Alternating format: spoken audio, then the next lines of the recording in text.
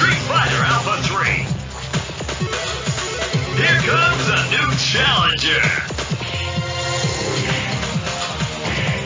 That's enough! Unbeatable! This is the Lukefitz Street Fighter Alpha 3 podcast with your hosts, PodCast and Lukefitz.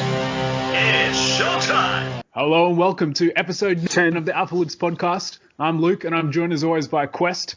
And today we have the privilege of talking to our bona fide Alpha 3 legend, author of the famous Game Facts Alpha 3 Systems Guide, high-level Zangief player back in the day that you can find on YouTube.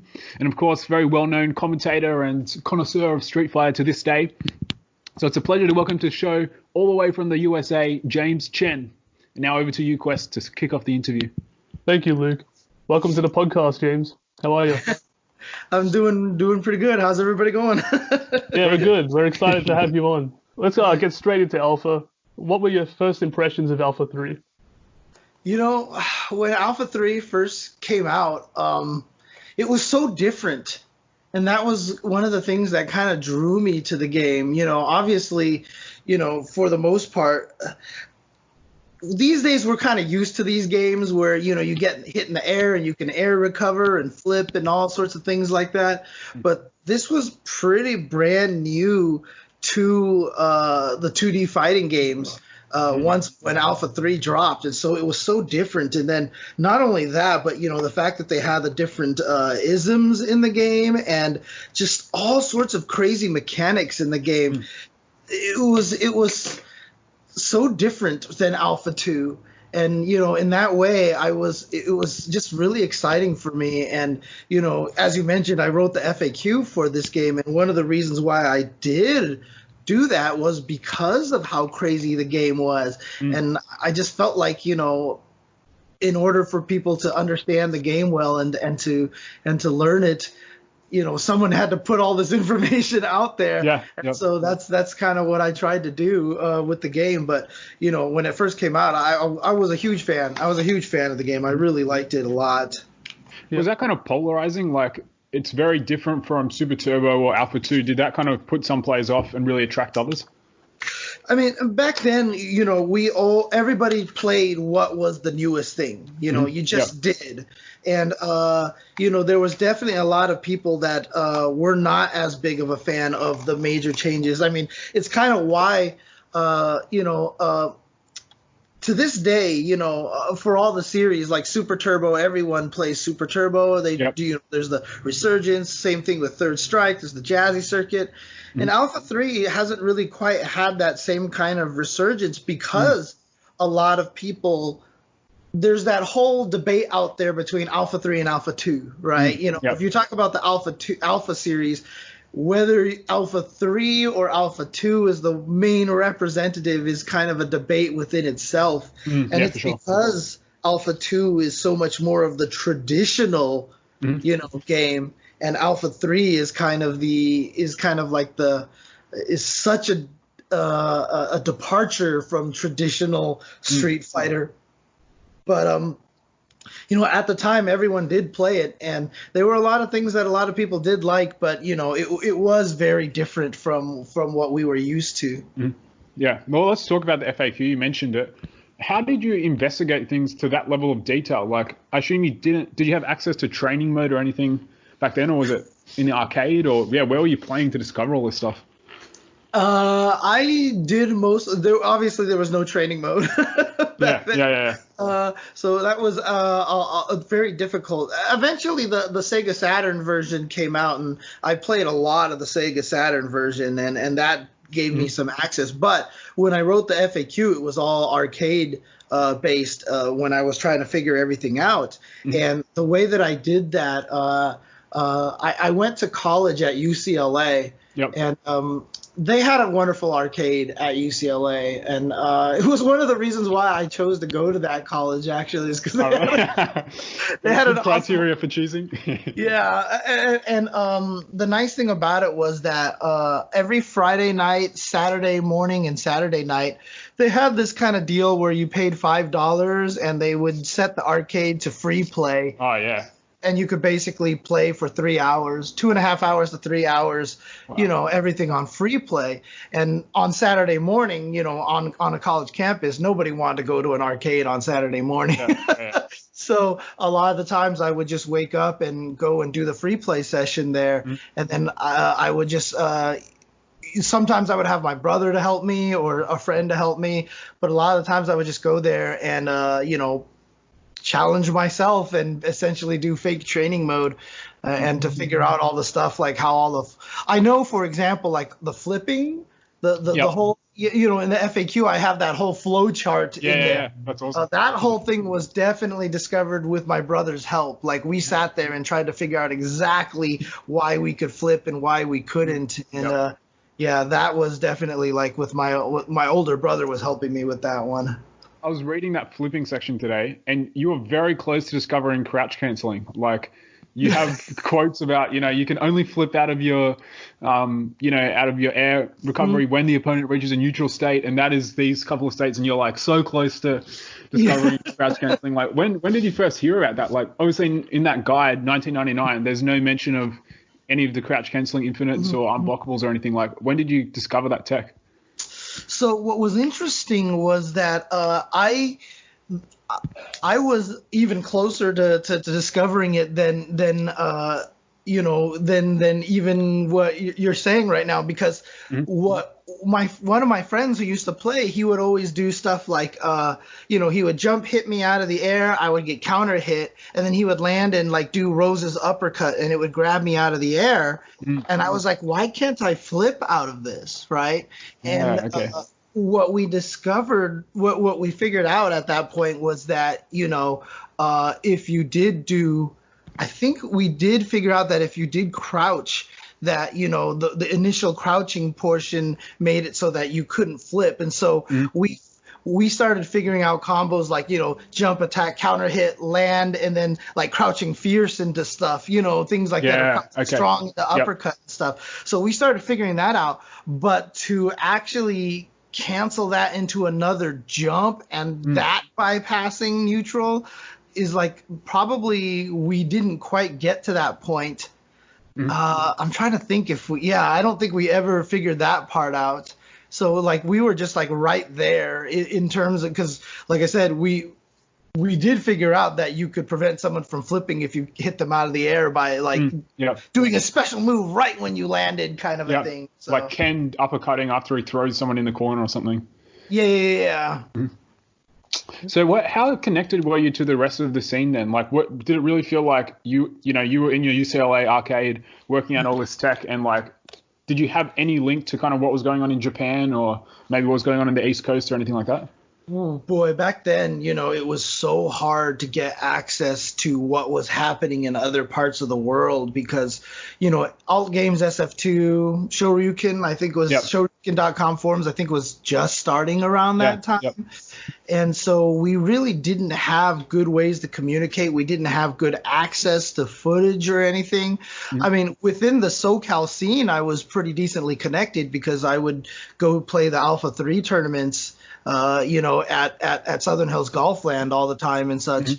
But, for the most part, that was just during a period of time where we were so disconnected. And we had so little access to what was going on in Japan. So, for example, it took forever for people to even see V-ism as being strong. I mean, when the game first came out, at all of the Southern Hills Golfland tournaments, X-ism was clearly the broken ism, Really? Wow. Yeah. Whoa. When it first came out, it was X-Dalsum and X-Zangief and a couple of other X-Rolento, I think, were like three of the characters that were considered like, oh, this is clearly too strong, and it took a while before people actually figured out that, you could. I think one of the first V-ism combos I ever used was such a super basic one like Ken's, which was the medium activation and then just Tatsu over and over and over again, you know? That was like, raves. And that was one of the first ones. And we didn't have like the intricacies of the juggling right away, until we did sit down and start studying it. Yep. You played in the Alpha 3 tournament, battled by the Bay 4. What were your memories of it, and how confident were you going into the tournament? Going into that tournament, I was pretty confident. Back in those days, during the Alpha 3 period, and especially during the CVS 1 and CVS 2 periods, I consider myself at the highest of my competitive level. Even though nowadays, obviously with all the tech and everything, we're so much more knowledgeable now. But back then, I used to just play like every day, constant, just like never stop playing. And so, back then I was pretty confident. And, it's interesting because I was also using Zangief most of the time during that period of time. And I did, Zangief wasn't considered the strongest character. And so I always knew I was kind of going in with a little bit of a crutch. So, going into that, I probably wasn't expecting to win or anything like that. But, for sure, I was hoping to do some damage. And I did manage to do some damage. And even in B5 afterwards, although there's not as much footage during I think it was B5 or B4. I can't remember which one. But, I ended up eventually losing the tournament to being eliminated by Chikyu Sadam. And I remember I actually hit a match-winning Armika Vism on him, and then I dropped it and I died, and I was so sad. Oh, man. But, yeah, I mean, back then I was at least pretty strong in Alpha 3. Like I said, probably one of those gatekeepers, the ones that, that would be good at trying to prevent you from winning the tournament, but I probably wasn't going to win. Let's just put it that way. So here's the interesting story. I was always a low tier hero. So in Alpha 1, I played Chun-Li because she was awful in Alpha 1. And then in Alpha 2, she was super broken, so I dropped her and I picked Zangief because he was low tier at the time. And then, of course, the Vi CC was discovered, and then Zangief became top tier in that game. But then in Alpha 3 was when I was like, you know what? Screw this low tier stuff. I'm going to play top tier. So I played X Zangief because that's what was top tier at the time. And so I played X Zangief for the longest of time. And then eventually the game morphed and changed to more of a Vism heavy game. And so I played V-Geef for a while. I played Geef mostly. And then eventually the low tier hero thing came back. And then I started playing Mika towards the end of my Alpha 3 career, and a little bit of V Cody as well. And V Cody obviously turns out to be very strong, very top tier. But I wasn't using any of the crouch canceling infinites and stuff like that at the time. And V Cody was known as the character that V Akuma would just destroy with air fireballs. So. But, towards the end, it was mostly V Mika that I was playing. So I think the match that I had with Chikyu was probably B5, because by that point in time, I had just stopped playing. I had started going more towards the low tier hero again. Yeah, well, the B5 tournament is on YouTube for people listening, so you can go check that out. Are there any things a player can develop better through playing Alpha 3 opposed to playing Street Fighter 5? Oh. I mean, Street Fighter V is an interesting. I mean, this could be a very long answer for me. Yep. Mostly because Street Fighter V is a very, very different kind of game. I've talked about this a lot. I do think modern fighting games are very different. This includes Street Fighter V. Even something like Mortal Kombat 11 is very different than the previous Mortal Kombat games. Alpha 3. And in fact, more of the old school games I've always said are, a little bit more I think it was Laugh, a player from Korea, first brought up the idea of this, triumvirate of skills of mind, body, and heart in terms of fighting games. And, older games, I think, definitely favored heart a lot more than mind, and I think a lot more of the modern games favor mind a little bit more, because now, with Street Fighter V, it's about memorizing frame data. It's about understanding fighter. all these kind of things.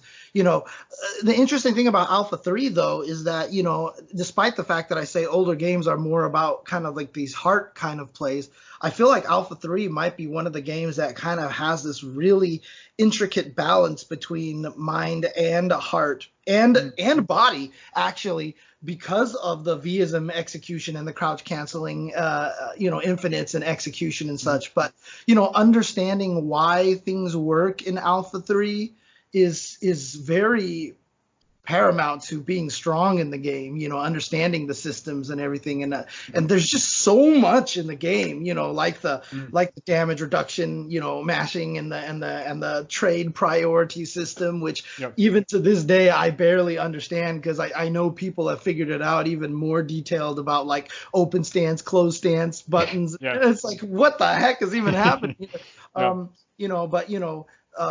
at the same time, Alpha 3 still, when you're trying to recover in the air and how you chase people down out of the air, and, there's still a lot of characters that do have invincible DPs and stuff like that. So there is still a lot of very, heart-based decisions and such.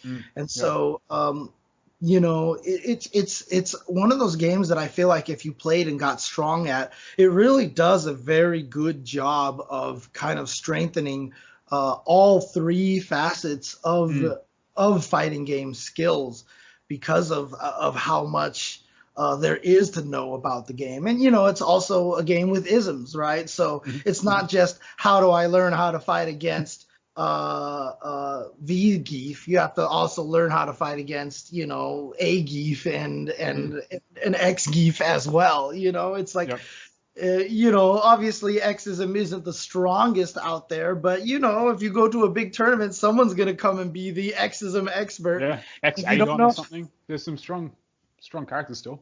Yeah, exactly. And even at SoCal Regionals, when we had the 30th anniversary exhibition, we had the one player. She used X Chun-Li and was beating everybody up. yeah. She beat Justin Wong, right? Yeah. I was watching the 2018 Alpha 3 SoCal Regionals. I think the one that you mentioned. You said you really liked the Alpha 3 soundtrack. What are your favorite themes from the soundtrack? Wow.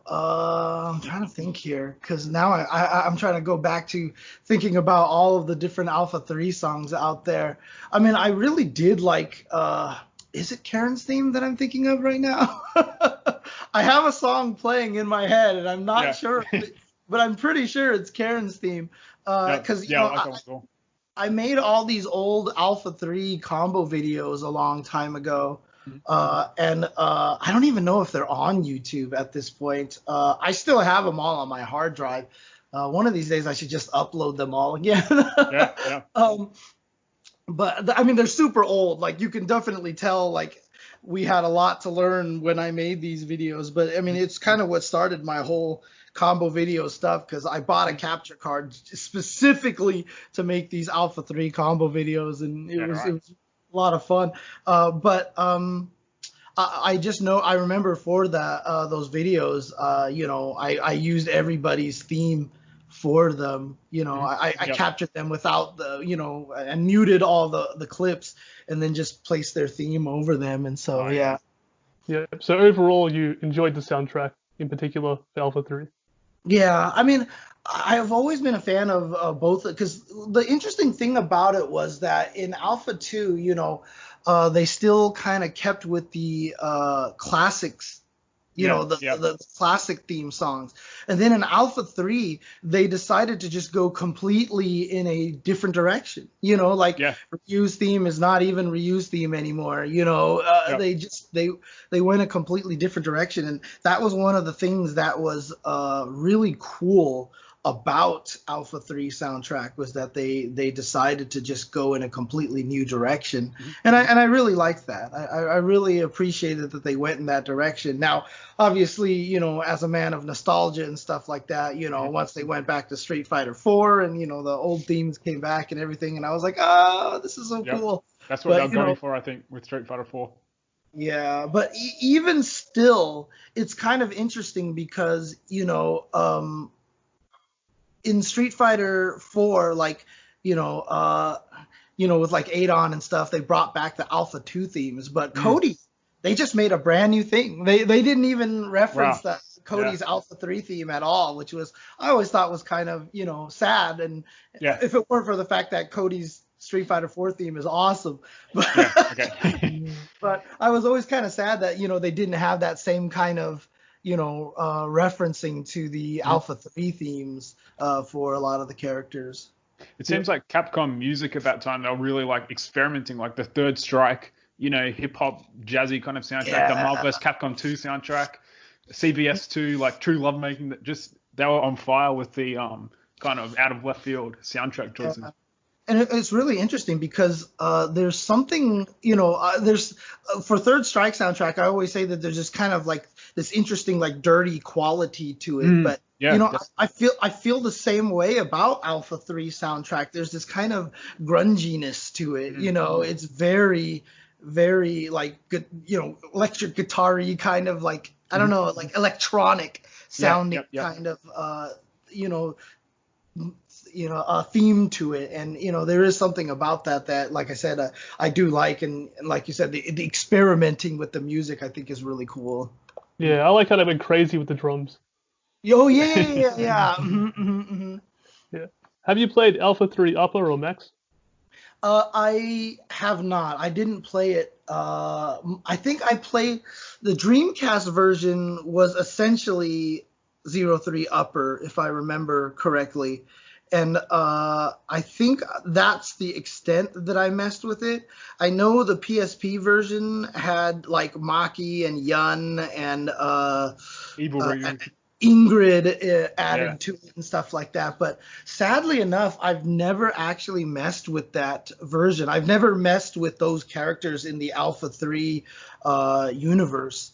To really, honestly, the extent was the Sega Saturn version. I loved the Sega Saturn version, by the way, because it was so arcade accurate. And I actually really enjoyed what they did with the characters that they added to it, like, Fei Long, T-Hawk, DJ, Guile, and such.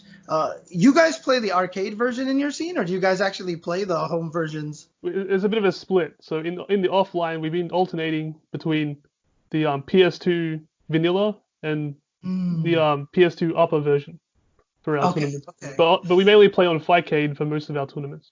Ah, okay, gotcha. Because even the PS2 version of Alpha 3 is a little bit different than the arcade version too, right? Isn't that one also a little bit more closer to Upper, or? I think there's dip switches that you can change that make it closer or further away from the arcade, and they fix various bugs, like they fix crouch canceling that you can change by dip switch. Gotcha. They fix some like weird stuff, like random moves being fully invincible, or just like bugs and everything. Yeah, because like I said, I played the Saturn version almost exclusively at home. That was the one that I played all, because the Sega Saturn had the super accurate Alpha 3. It had the super accurate Vampire Savior as well. Oh yeah. Yep. Yeah, so Sega Saturn was always kind of like my console of choice at that time. Plus the Sega Saturn pad is one of the best game pads ever made. So you played on pad back then? You had to. Okay, no sticks. Yeah, a lot of people don't like the only way to get sticks back then were to buy really cheap ones that would break, in any fit of rage. I've definitely broken many of my joysticks back then, my $40 joysticks. Or you spent $160 to import a joystick from Japan. Yeah. That eventually gets stolen at Evo, but that's another story. But one of the unique Alpha 3 mechanics is air blocking. Did you like air blocking?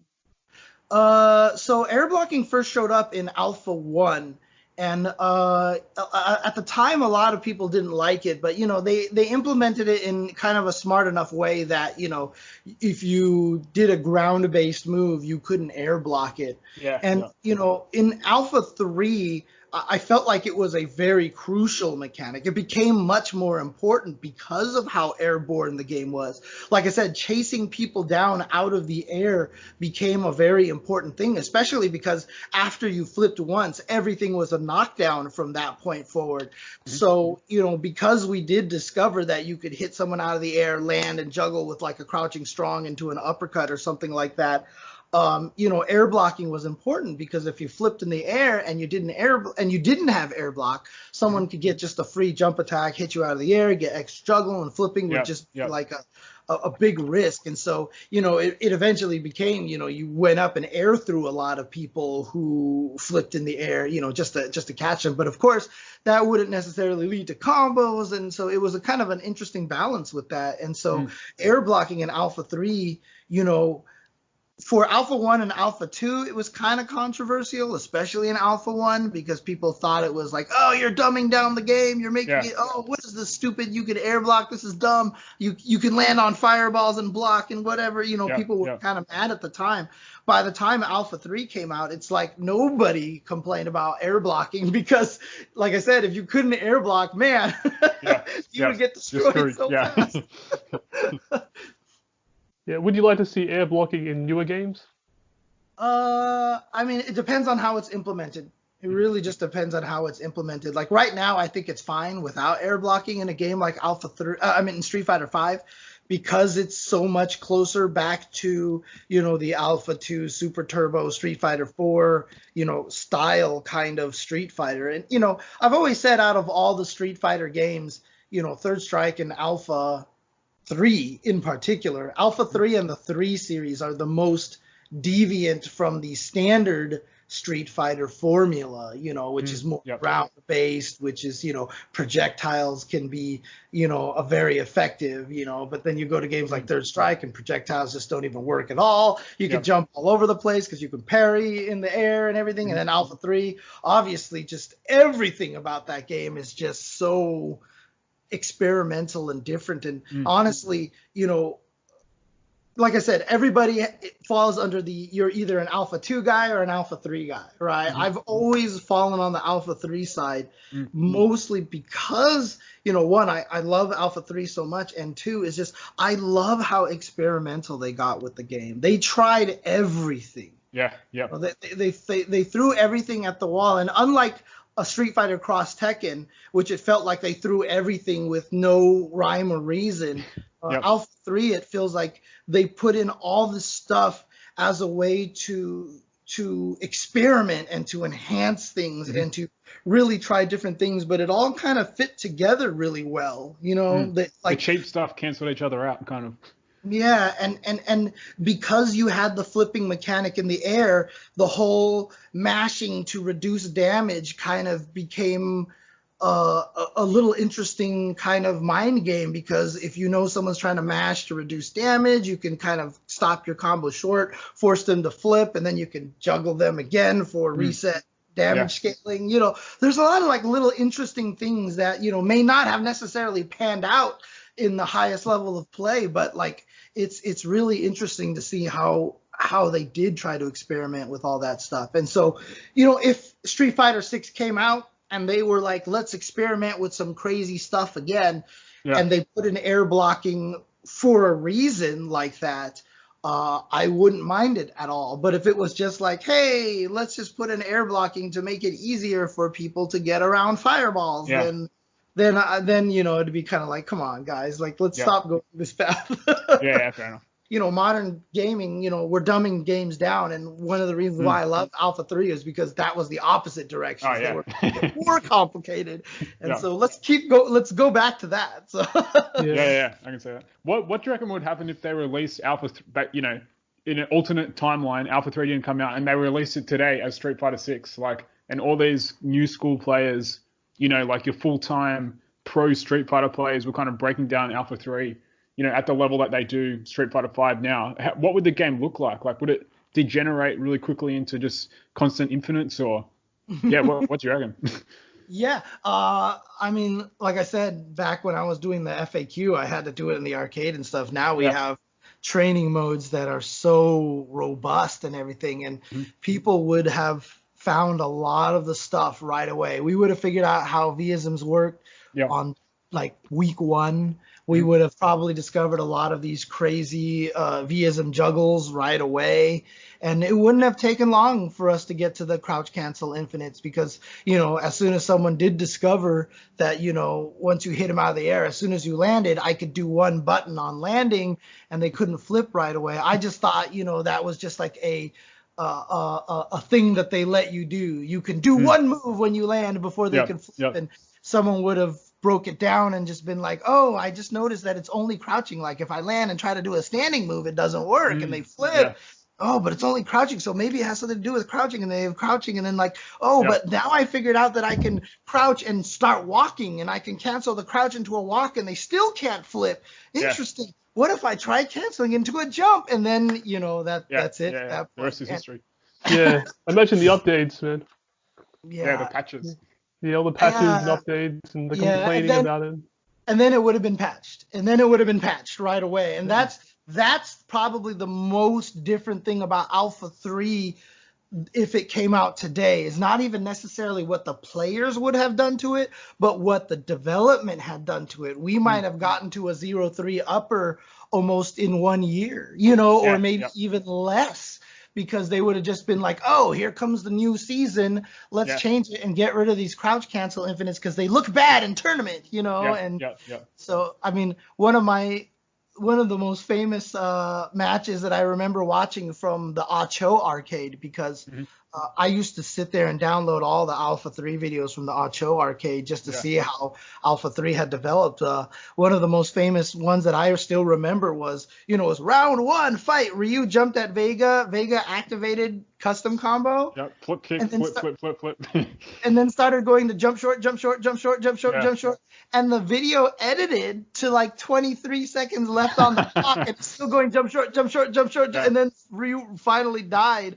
And, if that happened at tournaments, I mean, Capcom right now, like back then it was like, this is an interesting discovery. How do we take advantage of it? How do we find these setups so that they can't flip in time and everything? But like today, everybody like, this is broken. This game is stupid. Let's go back and play Street Fighter 5. Like, this is garbage. And, Capcom would have had to put out a hot fix real quick to make sure that we didn't see this in tournaments. And so, it would not have, lasted. It just, like, we wouldn't have given it time to breathe. And, since you guys are still playing, if you don't mind me asking a question, like, how often do these crouch canceling infinites show up in your tournaments? Do people... It's controversial because the tournaments that we've had so far, it's been banned. But it's very split. So there definitely are players in the community who can do it. And, in casual or whatever, we often do it. But the guy who kind of kicked things off is quite... strong on his anti-infinite stance. So it's a real divisive issue, I guess. However, the next tournament they will be allowing infinites. Oh, interesting. Just to see how it goes, basically.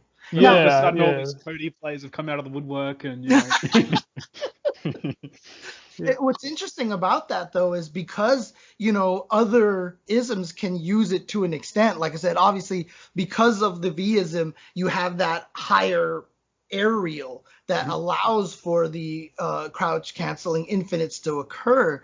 Like I said, the other isms can use it in the way that I was mentioning, that you could counter hit someone out of the air and then land crouch strong and uppercut. Like, I'm assuming that those won't be illegal. It's just as soon as you start repeating crouch canceling, then people are like, okay, stop this. You can still do the regular crouch cancel. But that's the challenging part, is like enforcing and defining what is an infinite. Like, if they hit them a few times and then they let go of the combo or the juggle, is it still an infinite? Like, it's kind of tricky like that.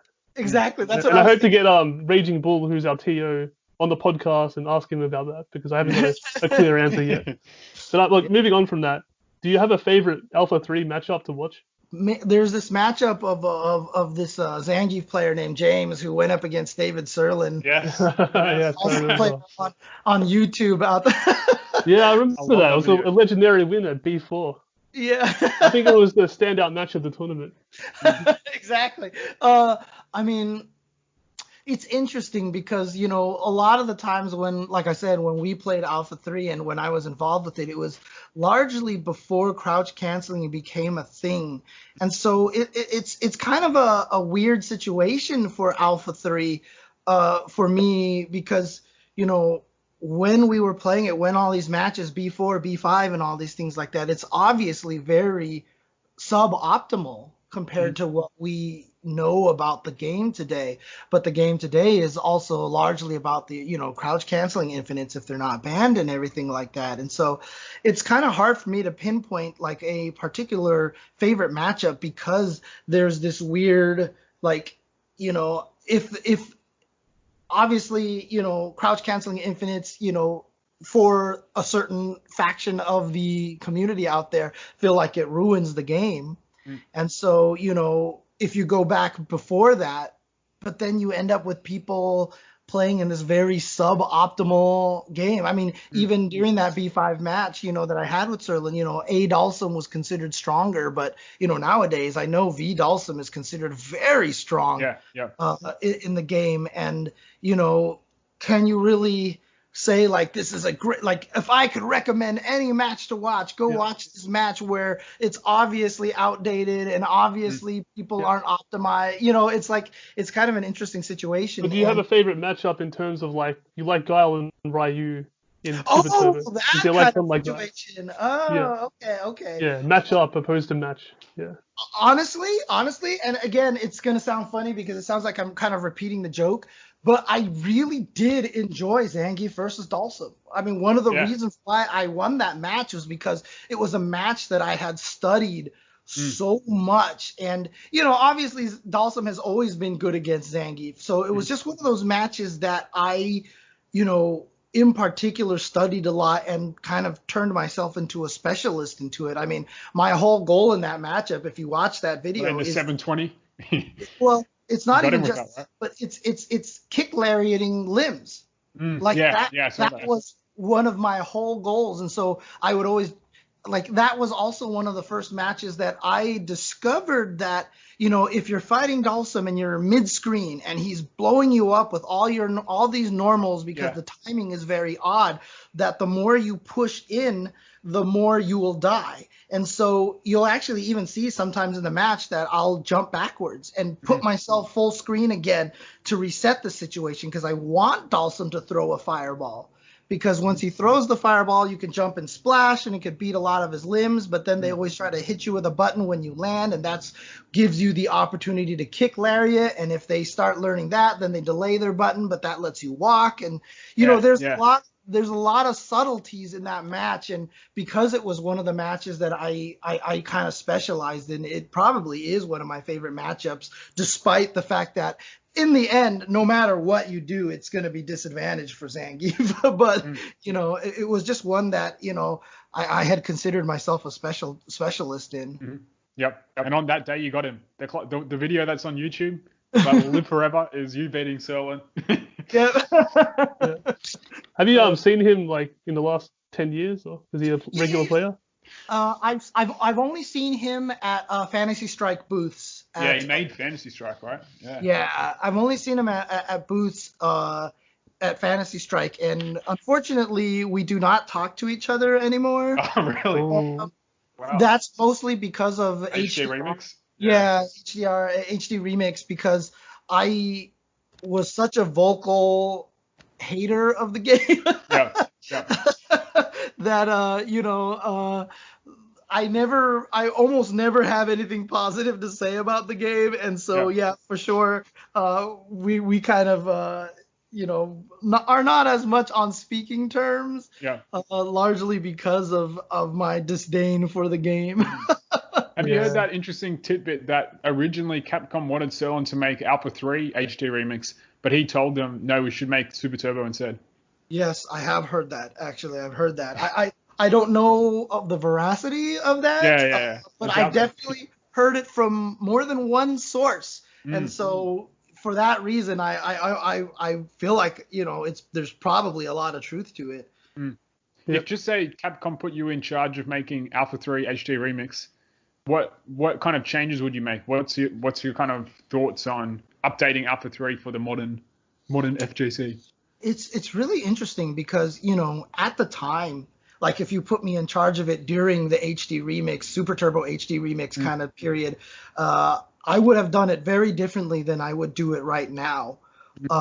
Because my philosophy, if you're balancing a modern game, do what you got to do to balance the game. Go ahead and change things pretty drastically. But what HD Remix really taught me was that, even though like a character like Fei Long in HDR or a character like Cammy are stronger in HDR, they're so different. And you're alienating the original players for it. And in fact, Born to SPD just recently came out with new Legacy for Super Turbo. Yeah, we featured that. We played like a first of 10 on the podcast and stuff. So we're really into that. Yeah. Yeah, Arturo just ran a tournament for it yesterday. Oh, really? And I was in the chat and I was talking about this philosophy and I was saying that I don't agree with a lot of the changes that he put into the game. Stuff, for example, like taking away the stored charges for Chun-Li and Honda. Obviously they're glitches, but at this point in time, they're so ingrained in our brains, and Chun-Li and Honda players are so used to using these as tools.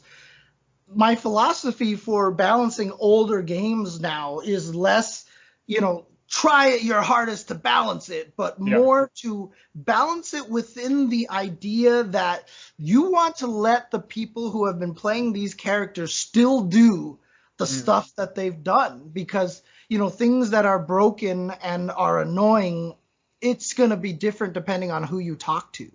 So rather than, trying to take out what you perceive as annoying or what you think the community perceives as annoying, leave all that in there and change the frequency by which things can happen or the result of what can happen. So, for example, in Super Turbo, don't change Vega's wall dive left-right mix-up. Just don't make it knock down. So you can let them do it. You just change the result of what happens, and it reduces the frequency. So for Alpha 3, in a lot of ways, I would try to – one thing, obviously throw whiffs would not build meter anymore for Visms for any ism. That would be gone. But that's not changing what people can do. That's changing the frequency, right? Because now you can't Vism as often. I would remove a lot of the invincibility from Visms, so you can still use the Visms to do a lot of the stuff. I would maybe shorten the timer a little bit so that the combos are the combos that you can do. You just can't do them as long. Yep. I'm not sure how I would fix crouch canceling infinites yet. I guess I haven't thought that far ahead, but it'd be one of those things that if I did it, then I would probably, I don't know, would I? You see that as something to fix? You see that as like an issue with the gameplay of Alpha 3, or I don't know? It's tricky. It's kind of the core of the way that the current Japanese scene plays, so it's weird. Right, exactly, and that's why. Yes, same thing for the Chun and the Honda stored supers and Super Turbo. Obviously, they're glitches, but this is how we play the game now. And the thing about it is, Honda and Chun-Li players will probably be really sad if you took that away from them. But even with the Japanese scene, it would be interesting because I would like to talk to them. I would ask them if crouch canceling was removed from the game, would you guys feel like that you would be missing something, or would even the Japanese players be like, oh, thank goodness, Yeah. I mean, they have AISM only tournaments, so I think they're definitely like, there's some aspect of knowing that it's a bit of a distorted game. Yeah, I mean, because the interesting thing about it is the way that you might be able to fix it is just make it so that the pre-jump frames count as neutral. Yeah. And we wouldn't even have to do that for walking, because if you crouch cancel into walking, that doesn't lead to infinites, whatever, that's fine. Yeah. But then you could still do the hit out of the air, land, crouch, juggle kind of combos, but you wouldn't be able to jump again. So that would probably be a fix to do to not change fundamentally a lot of the other things in the game. Or something to do with the corner, like if you still allow the jumping crouch cancels where you're kind of carrying them to the corner, but then once they hit the corner, they're allowed to flip again or something. Right, exactly. Something to that degree. Or because, there is that whole thing that after you flip, if you get hit, you're invincible in the corner the next time you can flip, right?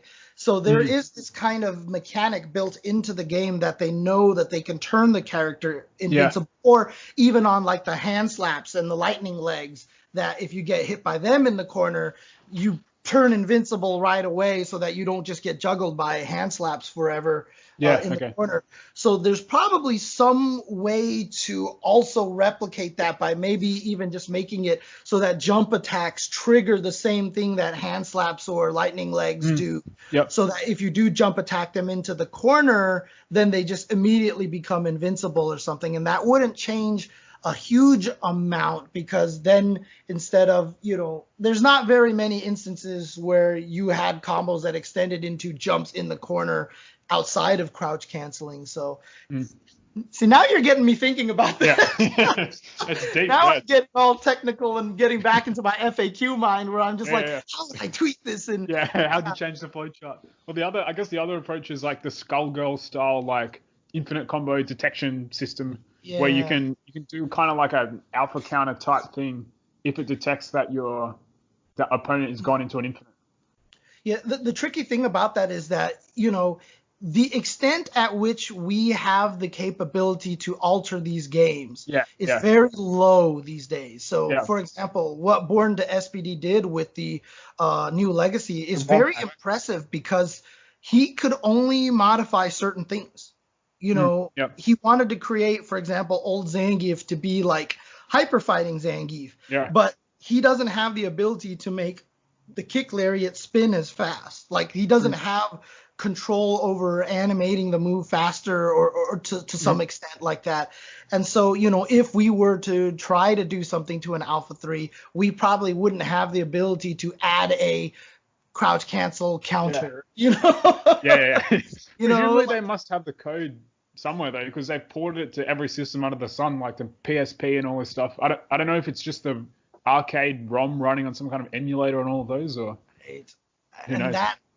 That I don't know, because, Japan is very different than the US. There are stories, for example, like Silent Hill 2, when they made the HD remaster of that game, a lot of things were missing textures, a lot of things were missing. I think that they didn't have, like, they had to redo the voice acting and stuff. And that's because I think the original sources were just gone. Like, they just weren't, like, Japan didn't have as much of an archiving kind of mentality. Their stuff is a little more fleeting. And, for Marvel versus Capcom 3, for example, after Ultimate came out, it didn't sell well because it came out less than a year after the first one. But Japan just saw that as, nobody wants to play it. And so they just took away the dev environment, and then there was no way to make patches for it at all anymore, and it was just really? Wow. Yeah. Capcom actually said that? Like, they never publicly said that, but, that's definitely the stories that I've heard. Okay. So they just were like, the game's not a success. We're not going to do anything more with it. So, like, they took the dev environment away for it, but it's interesting that it's that hard for them to set up again. So, like, I'm curious, like, if they would be able to do something like that with Alpha 3, or if someone would have to go and do what Born to SPD is doing and just modifying the binaries directly, and trying to reverse engineer it and do as much to the game as possible that way. And so I remember reading about Searle and working on HD Remix, that he basically showed up and they gave him the assembly source code to Super Turbo or something, and he had no idea, and he was just basically changing random numbers until he found this is the hitbox for this move, and then kind of worked it out from there. So it's really, it's not as polished as you think it would be behind the scenes. Yeah, during HDR development, I actually visited Serlin in the offices to help. That's crazy. Yeah.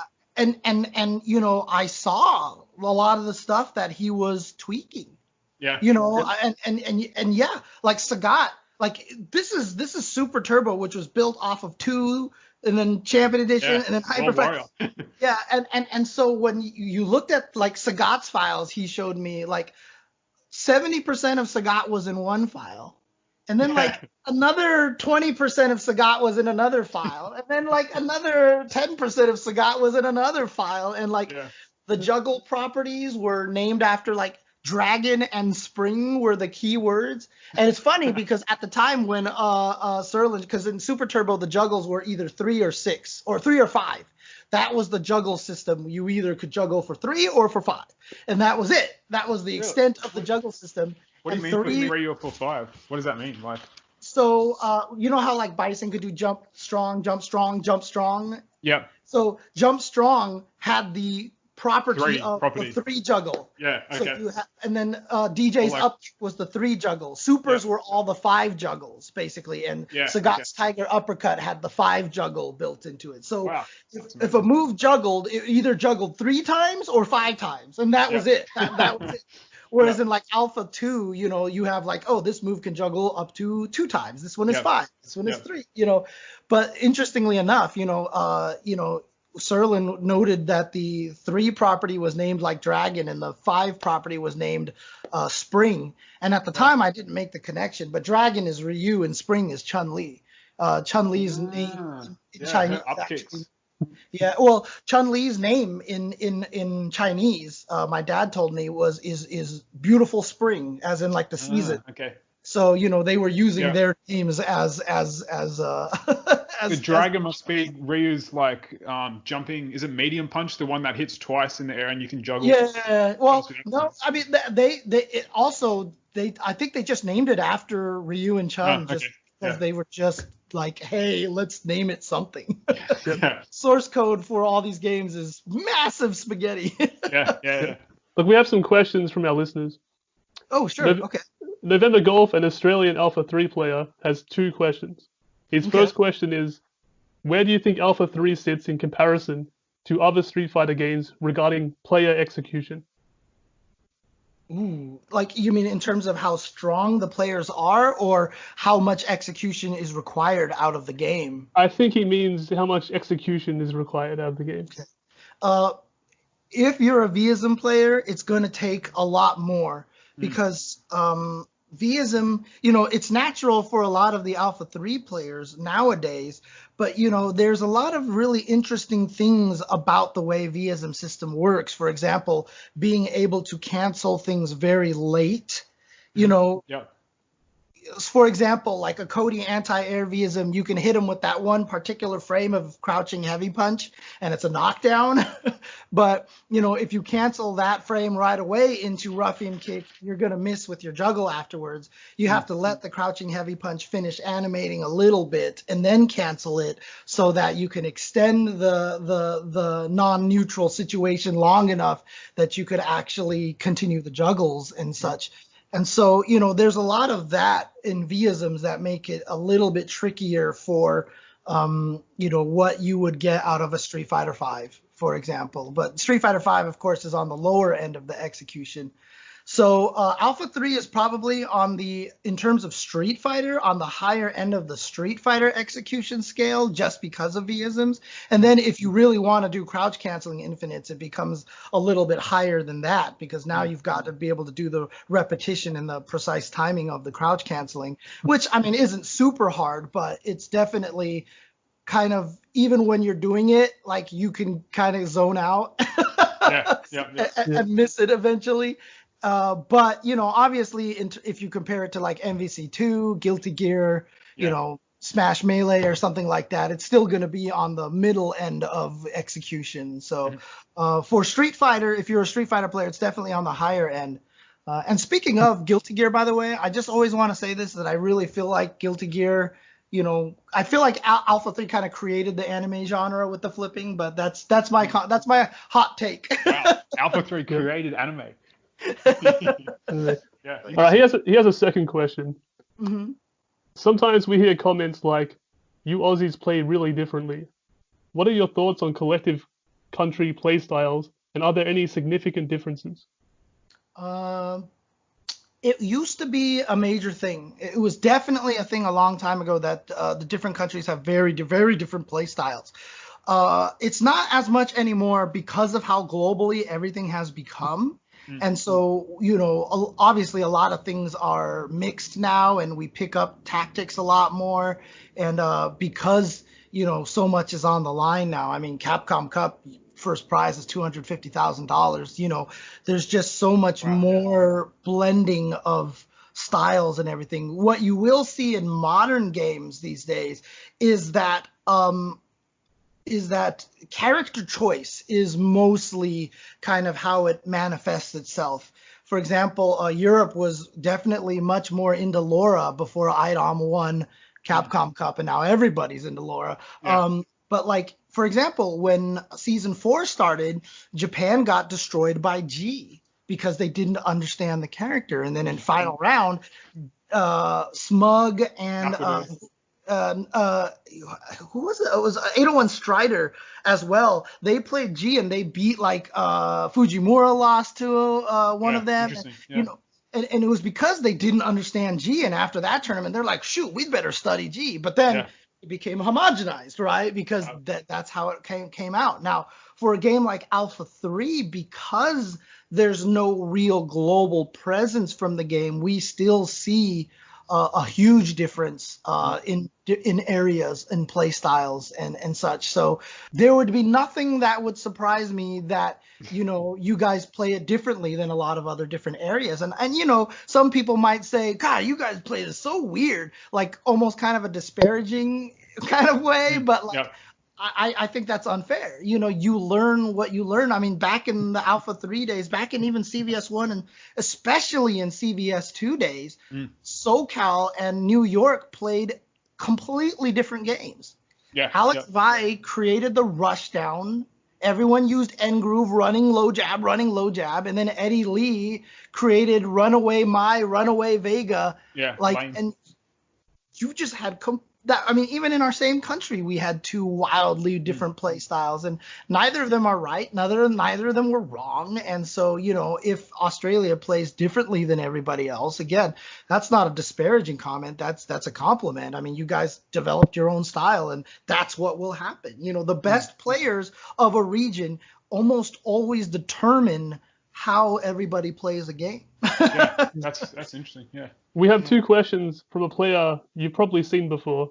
His name is Reno MD. Oh yeah. He was in the chat. He was in the chat for the New Legacy tournament yesterday. Yeah. Nice. He's everywhere. Yeah, he's a very strong dictator player. His first question is, what are your feelings on players now emerging from net play instead of cabinets and super guns?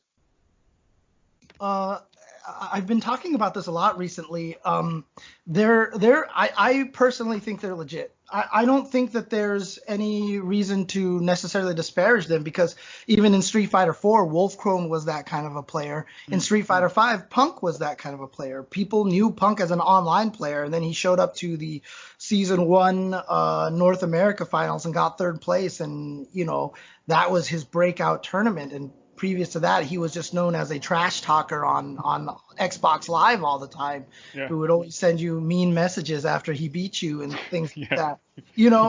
And so even a player like Smug, you can say, learned a lot online, and Problem X won Evo, and he has one of the highest online play counts of anybody on CFN. And it's funny because you said, how does it compare to the people who play locally offline on console and super guns and such? I also talk about the time period that when Evo went from arcade cabinets to console, we had the exact same conversation. Now the tournament is not legit.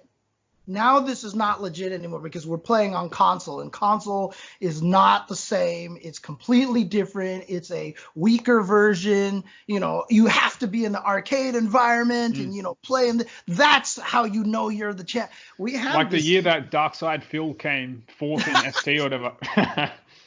Let's not talk about that. Don't want to raise that. All right. Well, let's not talk. Let's move on.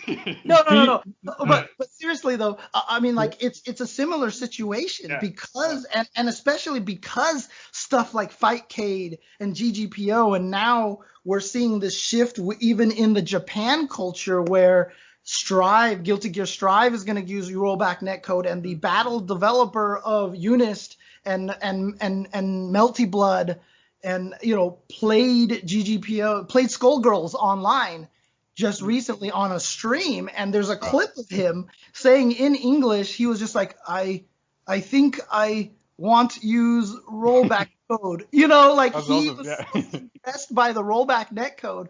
We're seeing the shift now, and now Evo Online is using these games with the good rollback netcode.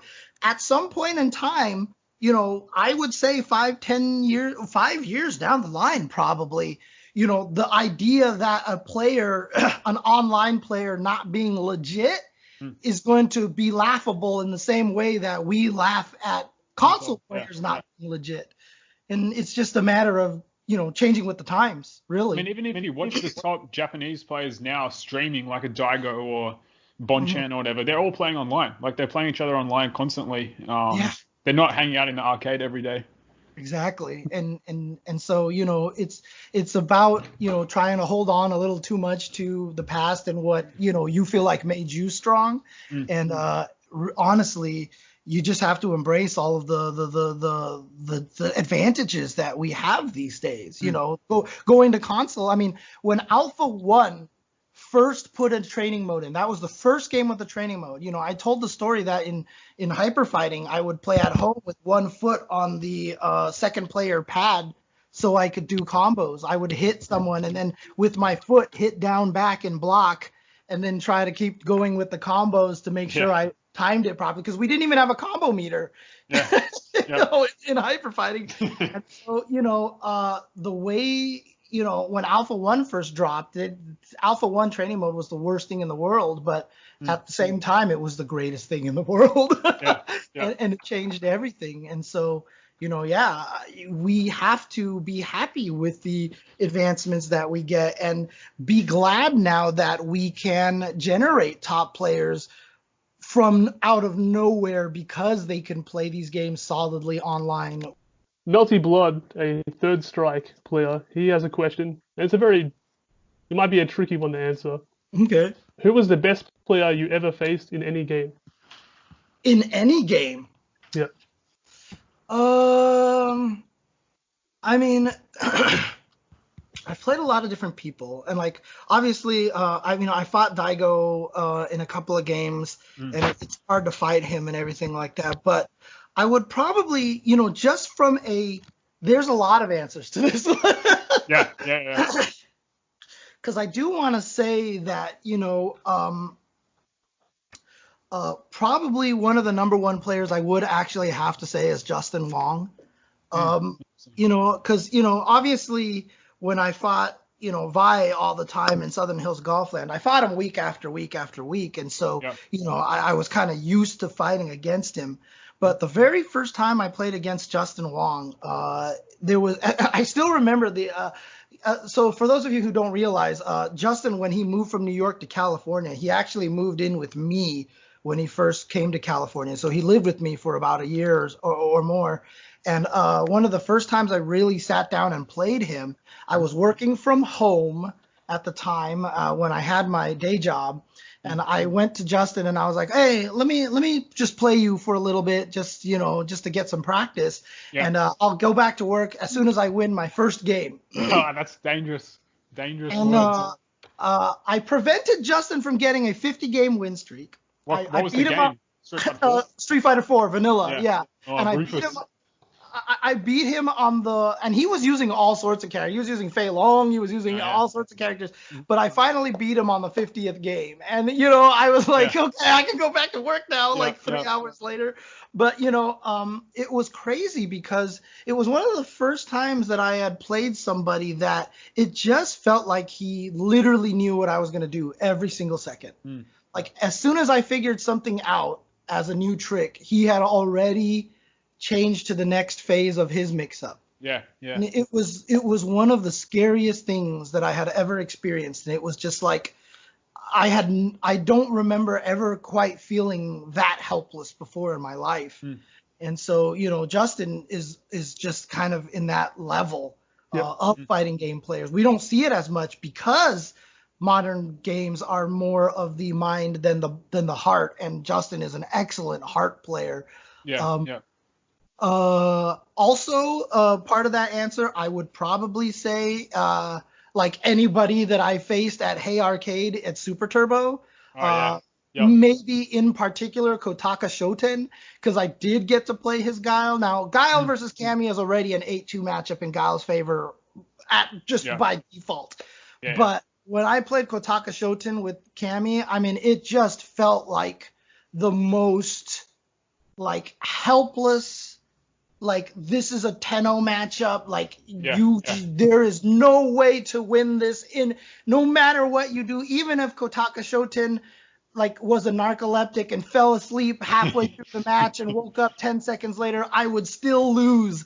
That's how it felt in that situation. So yeah, I would probably add like Kotaka Shoten and a bunch of the Japanese players that I've managed to face at Hey Arcade, because my God, that is High level.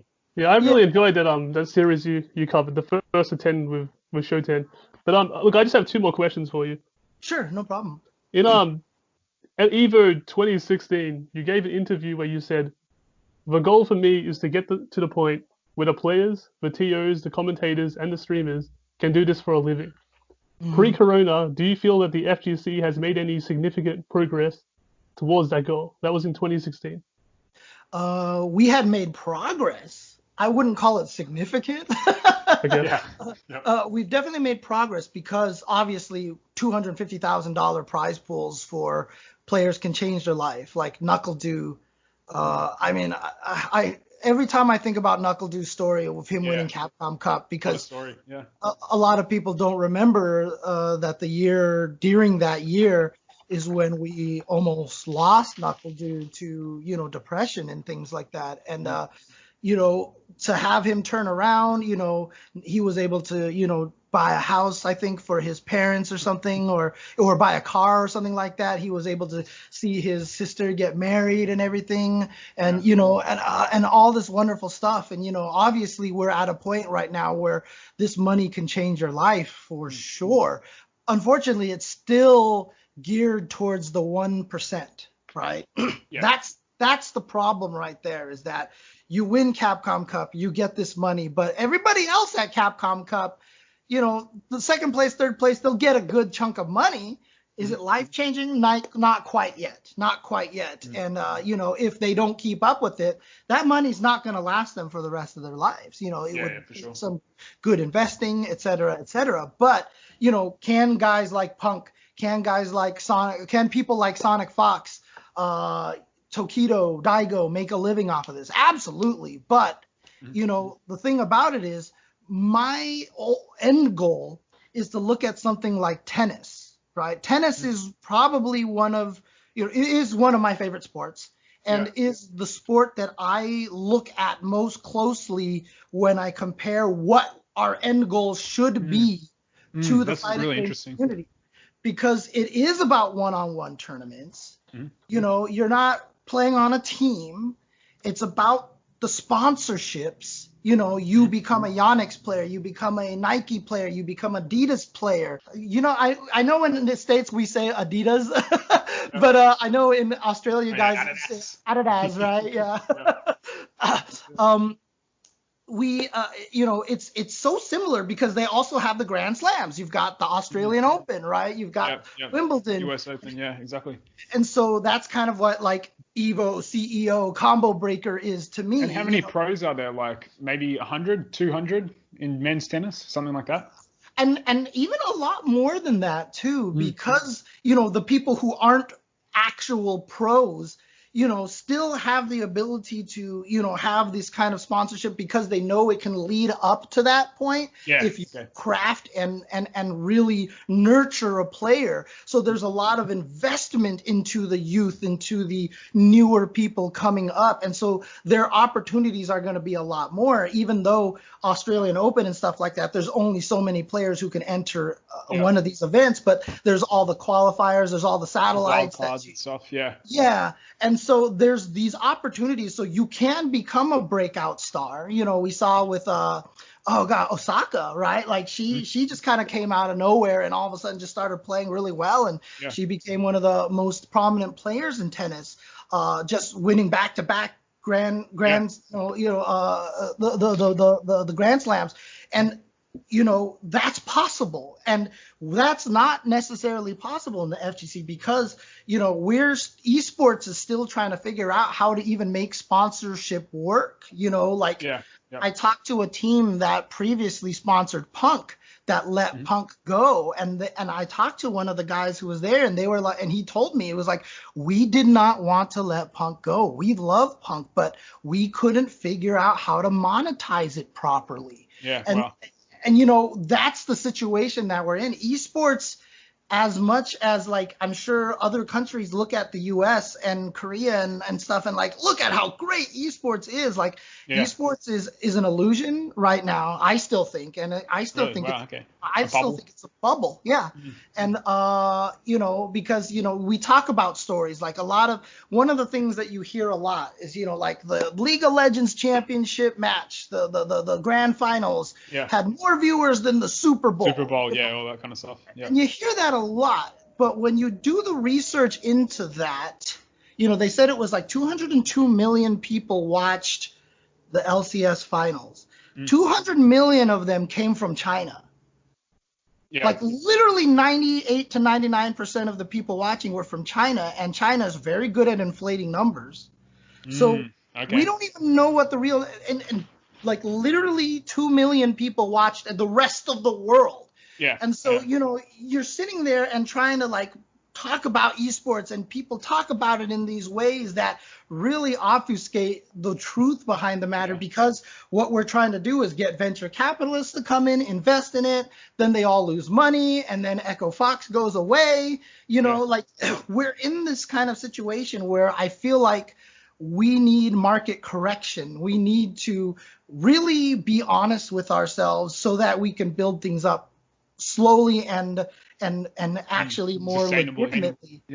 And interestingly enough, the fighting game community is one of the best ones at that, because an event like EVO, Combo Breaker, and CEO, all three of those events are funded by the event itself. There is no venture capitalist. No one can be like, you know what, this isn't making us money. Goodbye, EVO. It's really just about whether or not the Cannons and Wizards just want to stop doing EVO, if Rick Thayer wants to stop doing Combo Breaker, if Jabali wants to stop doing CEO. It's grassroots. It's bottom up rather than some huge corporation top down. It feels a bit like Capcom Cup is more of the top down, Capcom organized model, right? But that seems to be really successful. So. Yeah. The nice thing about it is that they do piggyback off of the events that do exist.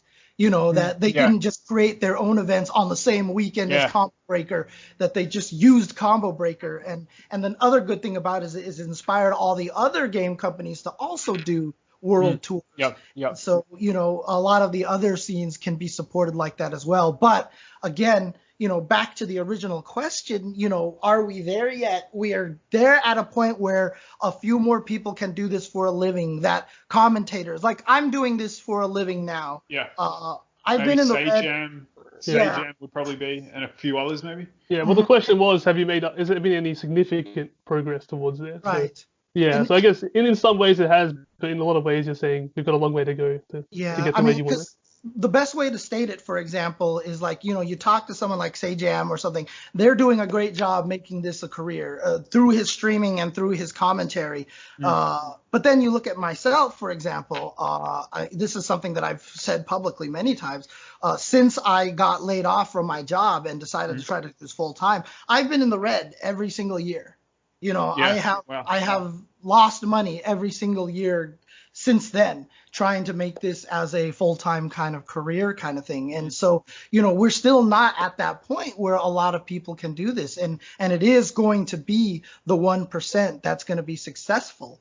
The way to make this into something more successful that a lot more people can do it, like I said, looking at the tennis model kind of thing, we do have to get to a point where coaches and more broadcasters and there's just so many different roles to actually get to that point where we can, like, for example, guys like Automatic and Javits and Zaffarino, these tech monsters that are out there, like, these guys should be making bank. Like they should be being hired. Like, someone out there should just be like, hey, Automatic, I'm going to pay you this much salary to keep coming up with tech for my character and how to counter all these things. Yeah, like, for me only. No, not posted publicly. And that's, as bad as that can be, because capitalism and exclusivity and stuff like that. But save it for nationals. Right. But that's kind of where we should be at. Like, players like Shady K, like Flo, for example. Flo is one of the greatest casual fighting game players in the world. He's also great at tournaments. He just has the mental wall that he has trouble getting past in tournaments. But in a casual setting, I have never seen anybody as good as Flo. He goes toe-to-toe with Justin Wong. He's like 50-50 with Justin, maybe 60-40 or whatever. But most people can't keep up with Justin in a casual environment. But Flo is one of those players that a top player should just hire and be like, hey, learn this character, help me learn the matchup, because he will be one of the best people to help you in that situation. But the thing is, the reason why we don't do that is because the players who could pay those guys don't have money.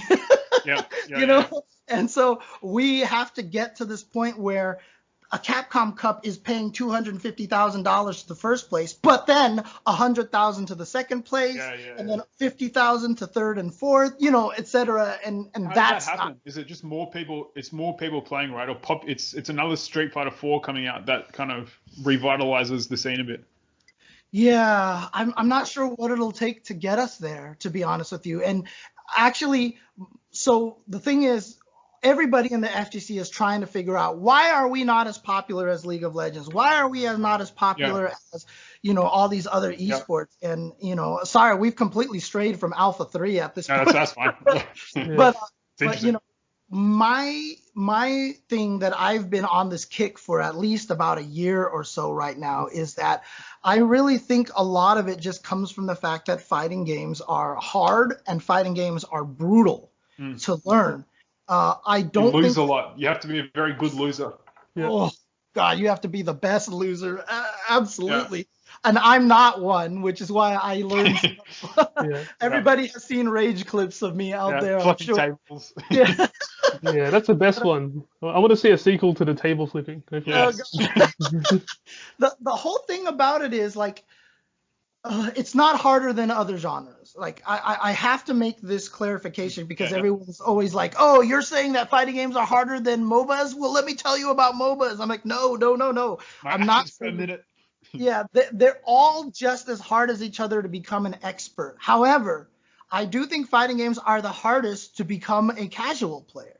That's the difference, is because when you go, hey, Street Fighter 5 looks fun, and then you jump online and you lose your first 100 matches, and you're like, this sucks, and then you're never going to play again, And when it's the big learning curve that takes people out. Yeah, when I try to convince my friends, my casual friends, to play fighting games, most of the time they're like, nah, let's play something else, I don't even know how I would broach that. Like, if someone who's never played a fighting game, it would take so long to get to the point where we can play reasonable game of ST or whatever against each other. Like, right. It's hard.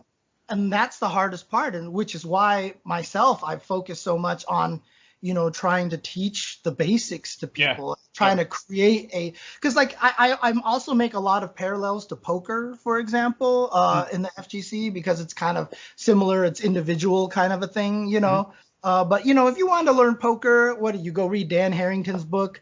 I'm sure Phil Ivey has a book, or Daniel Negreanu has a book, or whatever like that. if you want to go learn tennis, there's like 7,000 tennis coaches that you can hire out there. Yeah. We don't have a teaching regimen for fighting games. We just don't. There is no way to learn it. And the problem is that it is hard. And I know that there's this kind of movement recently of people trying to say, like, don't say that fighting games are so hard. They're not hard. Like, they're pretty easy. And I hate that. I personally do not like that, because I think fighting games are super hard. And there's something about video games, and my theory is that it's because video games all trick you into thinking you're good at video games, whereas most people are not good at video games. When you play a fighting game, you feel almost entitled to being able to do one-frame links, right away. Yeah. Everyone's like, I hate FADC combos and I hate one-frame links because I can't do them. How long have you been playing? A year. Okay. How often do you play? Like once a week? Well, then you shouldn't be able to do that, right? Like, if you're trying to learn basketball, or if you're trying to learn tennis, let's keep with the tennis analogies here. If you think I can't hit a 200-kilometer-an-hour ace straight down the middle, so I'm not even going to bother playing tennis. Yeah, like if you think that you can paint a line like Roger Federer can, or Rafael Nadal, in a year, and you're like, I should be able to. No, everybody says I'm not going to be able to do that unless I put in years of practice. Nobody thinks that with fighting games, and it's really odd for me. Nobody thinks like I shouldn't be able to do that combo until I put in a few months of practice. Like, it's because fighting games, they give you these trials where you're trying to do these hard things right away. It makes you feel like you're supposed to do these things right away because you watch Justin. And like I said, because video games trick you into thinking that you're supposed to be good at video games, when really you have way more hit points than you did at the start. You have like 700 more moves than you do.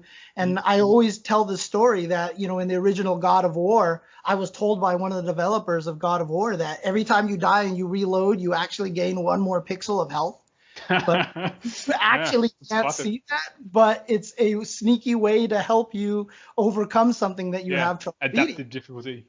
Look, I just want to ask, you've got Patreon subscribers. What sort of things have you given them before? It's funny. I did this whole thing where I was like, if you subscribe to my Patreon, I'll give you a voice clip. You can ask me to say anything you want as long as it's dangerous. That's dangerous. Within taste. Within taste. Yeah, exactly. I mean, look, my most famous tweet out there is "suck my nuts, asshole." So it's like whatever. At this point. You got some other famous tweets. I won't go into it. Okay, fair enough. That's true.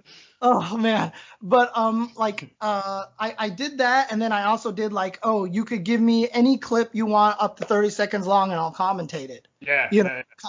Kind of things like that. But the funny thing is, when it came time to collect those things, and I would send the message out to my patrons, nobody asked for anything. Nobody. They just want to support you. They just want to. They wanted to support me, and so what I've actually done now is that for my streaming stuff, I actually have an editor now.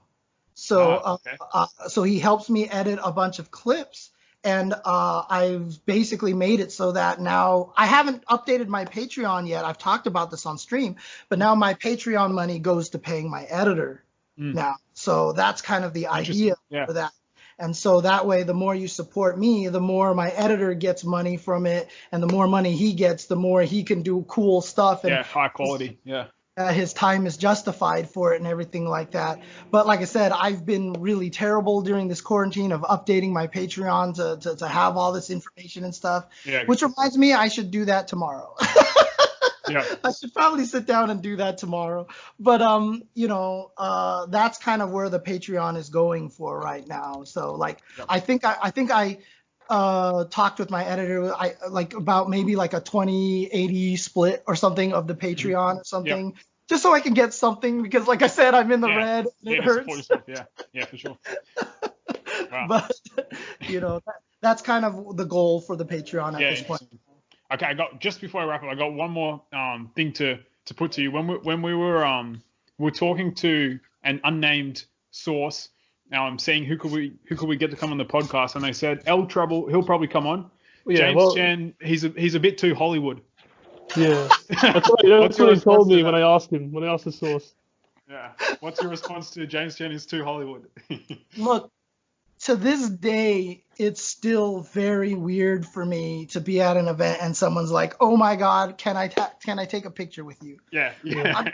I'll do it. I've gotten to the point where I'm comfortable enough with it because of just, this sounds like a humble brag, but how frequent it happens and stuff like that and stuff. But I mean, look, I've told people that if I ever get to that point where I feel like I'm actually legit becoming Hollywood, that I would hope that they would come and punch me in the face. Because, honestly, one of the things about me and that I pride myself on is that I'm just a huge nerd and fan for fighting games. And the whole point of me doing this is to get more people to enjoy fighting games. So, when I do commentary, that's why I still say beginner things like, "Oh, he shouldn't do this because he has a life lead." And you're like, I've had someone be like, "Why do you point this out? We can clearly see the life lead on the screen." And I said that a lot of the casual players who watch might not understand that knowing what life lead you have or not can dictate how you play. I'm not doing commentary for you. I'm doing commentary for somebody else. And they were like, "I never thought of that. Interesting. Okay." And why, I try to tell the stories of the players, because the players are going to be more important, because every time we have a new game come out, what do we care about? Is Goichi and Sonic Fox playing Dragon Ball. We know them from their other games, but Dragon Ball got all this attention because of Goichi and Sonic Fox. It's interesting, yeah. The players are going to be the most important thing. So, I often talk about the players. I often talk about their histories and stories, things like that. And so, my whole goal is to try to get other people to enjoy fighting games. I want to be able to do this as a career. I don't want to be in the red, but I don't need to be making it rain or anything like that. I don't care about that. I would be happy. I would be happier to have all these players who I look up to and admire, and talent and TOs and and just all these small these roles that a lot of people don't think about. There's one guy who goes by the name of this is so bad that I can't even remember my brain is messed up, right? But there's so many people that do so many things on the side that a lot of people don't see that deserve a lot more credit for what they do. And if we can get to that point where they're all rewarded before I'm rewarded, then I'll take it. I just want enough that I can live and eat. That's not Hollywood. That's very much not Hollywood. But to my source that said to me you were too Hollywood, I like to just say you were wrong. So exactly. Yeah. I know you're listening now, and I'm not going to say your name on here because I don't want people bothering you for interviews with El Trouble. But you're wrong. And also but thank you for getting me El Trouble. That was good. Like I said, I will say, and I'll put this out there, if it ever really does feel like I get too Hollywood, like I said, feel free to call me out, because one of the hardest things about becoming Hollywood is you're unaware that you are getting that way. You proved them wrong by coming on, a random Alpha 3 podcast with two Australians. So that's probably a good place to wrap it up.